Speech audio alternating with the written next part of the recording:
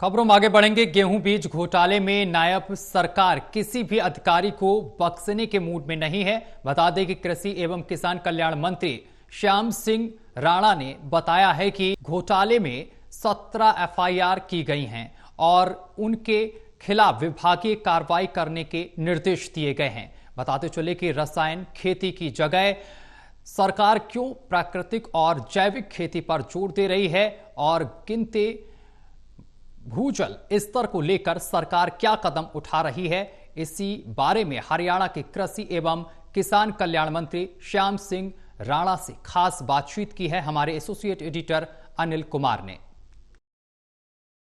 हरियाणा सरकार रासायनिक की जगह क्यों प्राकृतिक और जैविक खेती पर जोर दे रही है, इस मेरे साथ हैं हरियाणा के कृषि एवं किसान कल्याण मंत्री श्याम सिंह राणा। इनसे जानते हैं कि सरकार ऐसा कदम क्यों उठा रही है। जी देखिए, आपने ये क्वेश्चन तो बड़ा अच्छा पूछा है। जो आपके माध्यम से जनता को इस बात का पता लगेगा, भाई रासायनिक खेती की बजाय प्रकृति और जैविक खेती की तरफ सरकार का ध्यान क्यों जा रहा है।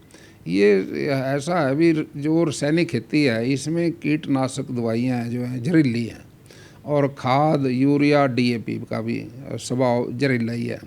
जब हम इसको अपने खेत में यूज करते हैं तो खेत की तासीर भी जहरीली बनी है और उसमें जो अनाज पैदा होने लग रहा है ये इसमें भी कुछ जहरीलापन आया है और जिसको हम खाएंगे तो शरीर के अंदर भी इसका प्रभाव पड़ता है। शरीर कमज़ोर होने लगा और जहरीलेपन की वजह से अब बीमारियां आने लगी हैं। कैंसर की बीमारी का बड़ा जोर हो गया।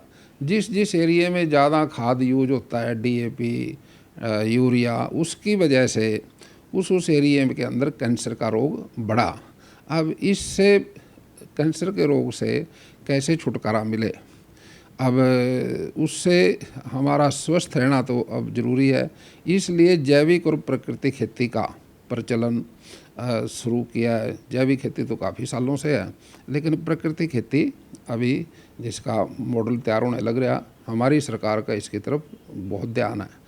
प्राकृतिक खेती का आधार जो है वो गाय है, देसी गाय की एक सब्सिडी भी सरकार ने दी है 30,000 रुपये एक गाय पे।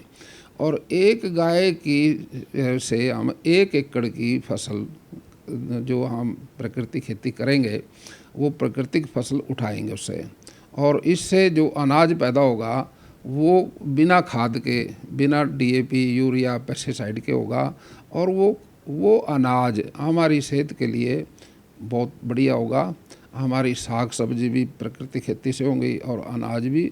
हरियाणा की सरकार और देश की सरकार, माननीय मोदी जी प्रधानमंत्री हैं, उनका भी इस तरफ पूरा ध्यान है। भी प्राकृतिक खेती करो और हिंदुस्तान के जो हमारे निवासी हैं उनकी सेहत को ठीक रखने के लिए प्राकृतिक खेती जरूरी है। मंत्री जी, हरियाणा में कई जगह भूजल स्तर गिरता जा रहा है, इसके लिए सरकार क्या कदम उठा रही है?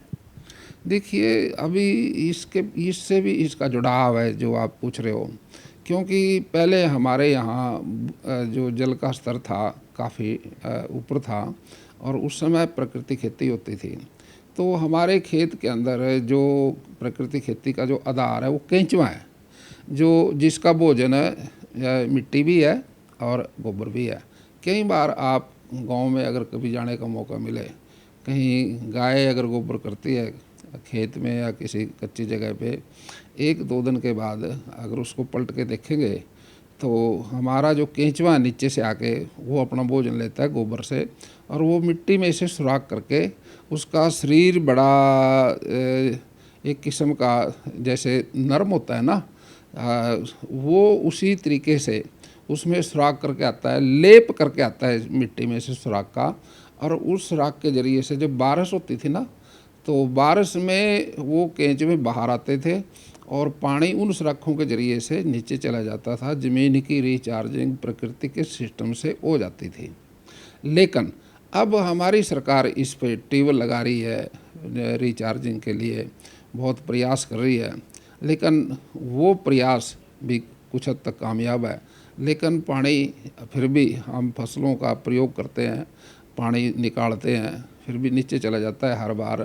तो इसके लिए हमारी सरकार ने अब किसानों से एक अनुरोध भी किया है, भी जो सीधी बिजाई करेगा धान की, उसको सरकार 4,500 रुपये उसको देगी।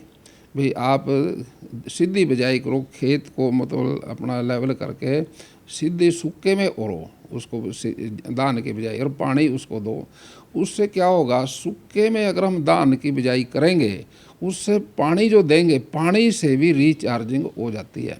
और जिससे हम कद्दू करके जिससे पाड़े काट के सुहागा मार के लेप करके जीरी लगाते हैं ना, उसमें पानी नीचे नहीं जाता। इस वजह से उस प्रोसेस को सरकार बदलने के लिए किसानों को प्रोत्साहित कर रही है, पैसे भी दे रही है। अगर जो धान नहीं लगाएगा अपने फसल अपने खेत में, तो उसको 8,000 रुपये देगी दूसरा मोटा अनाज बोने के लिए, कोई भी दूसरा बोले जिसमें पानी का प्रयोग ना हो। पानी को विरासत है हमारी, इसको हम चाहते हैं भी कम प्रयोग हो खेती में। मंत्री जी, वीट सीड घोटाले में कितने अधिकारियों के खिलाफ एफआईआर दर्ज हुई है और सरकार ने उन अधिकारियों के खिलाफ क्या कार्रवाई की है? ये पुराना केस है वास्तव में। ये हाई कोर्ट तक भी गया था, हाई कोर्ट के आदेश पे इंक्वायरी हुई थी, और जिनकी जो इसमें दोषी पाए गए उन पर एफआईआर भी हुई, और डिपार्टमेंट उन पर कार्रवाई भी करेगी। मंत्री जी, कितने अधिकारियों के खिलाफ एफआईआर दर्ज हुई है और सरकार ने उनके खिलाफ कार्रवाई करने के लिए क्या निर्देश दिए हैं? देखिए, ये केस पुराना है, ये कोर्ट में भी गए थे, वो कोर्ट की ही डायरेक्शन पे उनकी एफआईआर दर्ज हुई थी। वो 17 के करीब थे अधिकारी, उन पे एफआईआर दर्ज हुई, और फिर डिपार्टमेंट की उन पे इंक्वायरी भी है, उनको कार्रवाई करेगा डिपार्टमेंट उनको।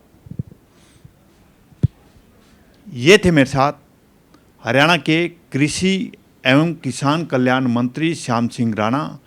इन्होंने बताया कि सरकार क्यों प्राकृतिक और जैविक खेती पर जोर दे रही है। इसके साथ साथ इन्होंने ये भी बताया कि वीट सीड घोटाले में 17 अधिकारियों के खिलाफ कार्रवाई की गई है। Anil Kumar, total news, Chandigarh.